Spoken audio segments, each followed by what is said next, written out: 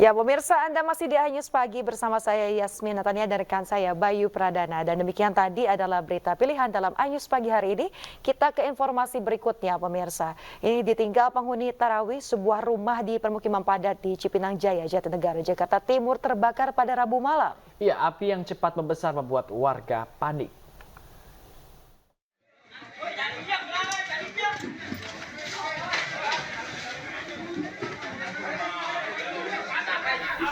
Ya, pemirsa, warga Jalan Cipinang Jaya 1 Gang DD, Jatinegara, Jakarta Timur ini dikejutkan dengan munculnya api dari sebuah rumah. Mereka berupaya memadamkan api dengan alat seadanya. Petugas Sudin Penanggulangan Kebakaran dan Penyelamatan Jakarta Timur sempat kesulitan menuju lokasi kebakaran lantaran sempitnya akses jalan ditambah adanya juga kendaraan yang parkir di jalan. Kebakaran bisa dipadamkan setelah 11 unit mobil pemadam kebakaran dan 55 personil dikerahkan ke lokasi. Belum diketahui penyebab kebakaran ini.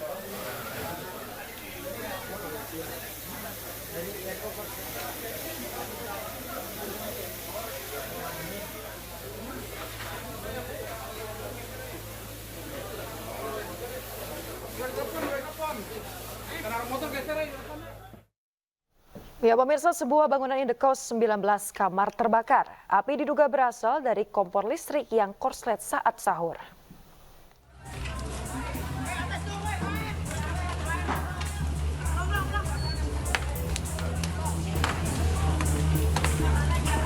Kobaran api dengan cepat menghanguskan bangunan indekos 19 kamar di Jalan Genteng Hijau Dalam Setiabudi, Jakarta Selatan, Rabu dini hari.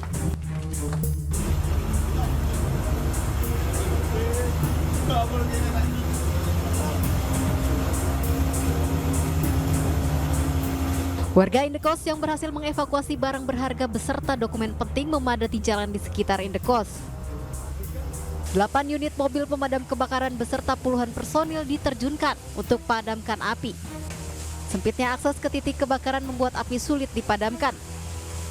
Ketua RT setempat mengatakan bahwa api berasal dari salah satu kamar indekos saat penghuninya tengah memasak untuk sahur menggunakan kompor listrik. Ya, dari kompor listrik itu yang membahayakan itu. Nah, tadi jadi percikan-percikan api itu terjadi jam 3.30. Kini kasus kebakaran tersebut ditangani oleh Polsek Setiabudi. Dari Jakarta, Rio Manik, iNews melaporkan. Berikutnya, pemirsa, longsor yang diakibatkan oleh guyuran hujan terjadi di Kabupaten Bandung. Akibat longsor ini lebih dari 20 rumah tertimbun longsor. Sementara longsor juga merenggut puluhan korban jiwa.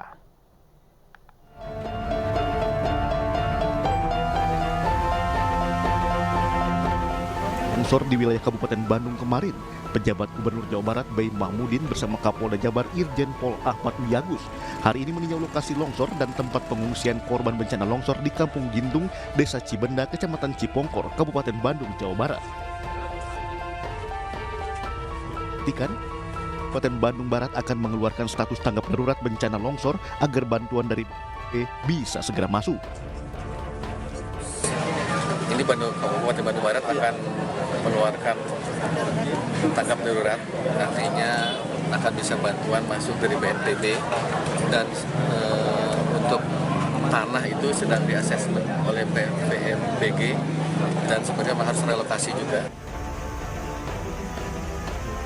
Sementara itu, petugas mengevakuasi seorang lansia yang harus menyeberangi sungai dengan arus deras karena jembatan terputus di lokasi longsor kawasan Cipongkor, Kabupaten Bandung Barat.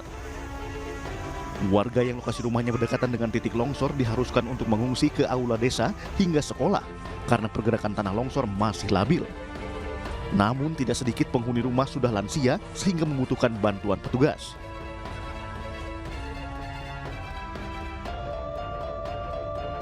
Selain itu, tim SAR gabungan menemukan satu korban keempat. Posisi korban keempat ini berdekatan dengan 3 korban yang ditemukan sebelumnya.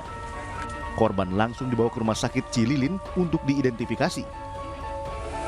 Sementara pencarian akan difokuskan di 3 titik tempat korban ditemukan. Bahwasanya di titik inilah adanya korban ya kurang lebih antara 5 sampai 6 korban. Makanya konsentrasi dari awal rencana operasi kita tentukan 3 worksheet tersebut. Sebelumnya, lebih dari 20 rumah tertimbun longsor di Kecamatan Cipongkor, Kabupaten Bandung Barat. 225 jiwa warga dievakuasi. Hingga saat ini, 4 korban sudah ditemukan, sementara petugas gabungan masih melakukan pencarian korban lain yang diduga masih ada yang terjebak di bawah material longsor. Pemirsa, pada bulan Ramadan, kepolisian berhasil menggagalkan penyelundupan narkoba dari berbagai daerah. Nah, salah satunya upayanya ini menyelundupkan narkoba di Lembaga Pemasyarakatan Yogyakarta.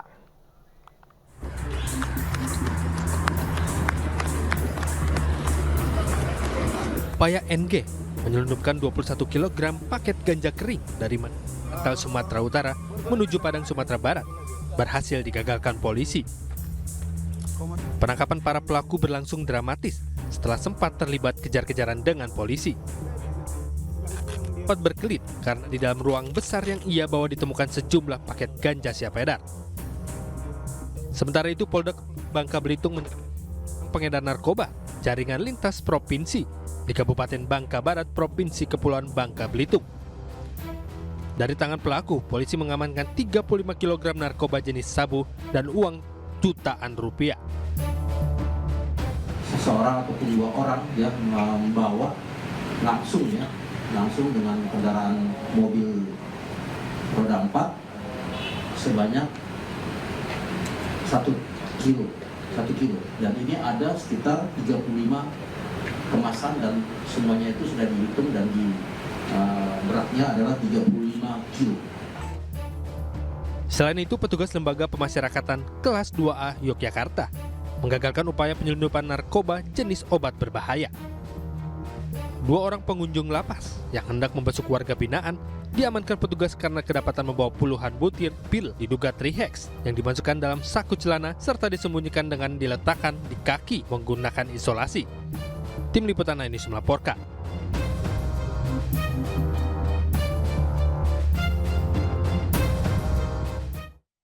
Ya, pemirsa, kita ke informasi berikutnya. 3 orang oknum ASN Kementerian Perhubungan diringkus petugas Ditreskrimsus Polda Bengkulu usai terjaring operasi tangkap tangan melakukan pungutan liar di Jembatan Timbang. Sebelumnya polisi mendapat banyak laporan dari sopir truk yang menjadi korban pungli para tersangka.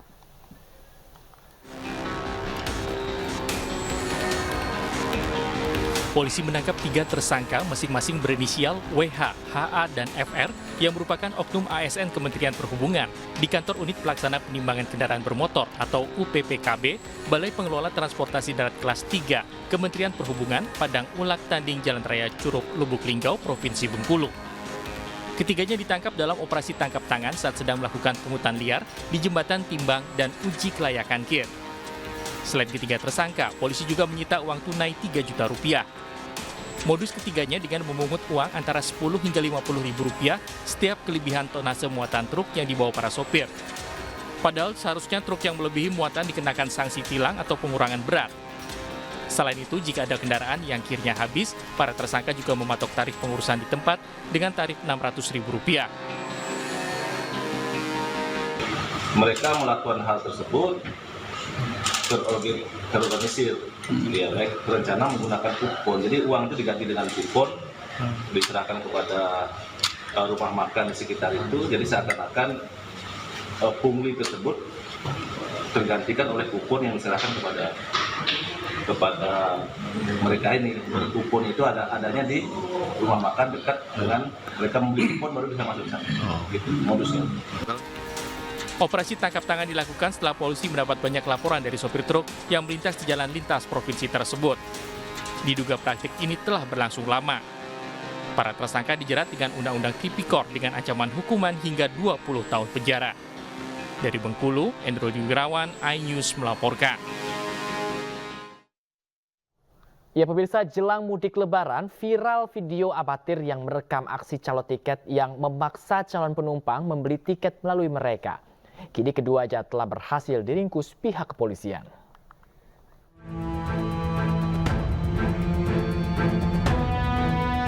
Dua orang calo yang mengancam dan melakukan kekerasan kepada calon penumpang bus yang sempat viral di media sosial akhirnya berhasil dibekuk petugas Satreskrim Polres Cilegon, Banten. Kedua pelaku berinisial M dan E ditangkap petugas di wilayah kecamatan waktu 1x24 jam. Dalam pemeriksaannya, pelaku telah menjalankan aksinya selama 3 bulan terakhir.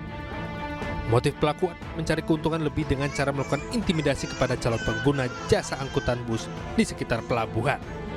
Dan sampai dengan saat ini kita sedang melaksanakan pemeriksaan kepada kedua yang kita amankan dan kita dalami untuk motifnya seperti apa, dan kami juga menghimbau kepada pelapor yang viral di media sosial segera melaporkan diri ke Polres Cilegon untuk kita tindak lanjuti perkara tersebut. Atas tindakannya tersebut, kedua pelaku dijerat pasal 368 KUHP tentang pemerasan dengan ancaman penjara 6 tahun. Guna mengantisipasi terjadi hal serupa pada momen angkutan mudik berlangsung, polisi telah menyiagakan personilnya di sejumlah lokasi keramaian seperti terminal bus, Pelabuhan Merak, dan Pelabuhan PT Pelindo Ciwandan. Dari Cilegon, Banten, Iskandar Nasution, iNews melaporkan.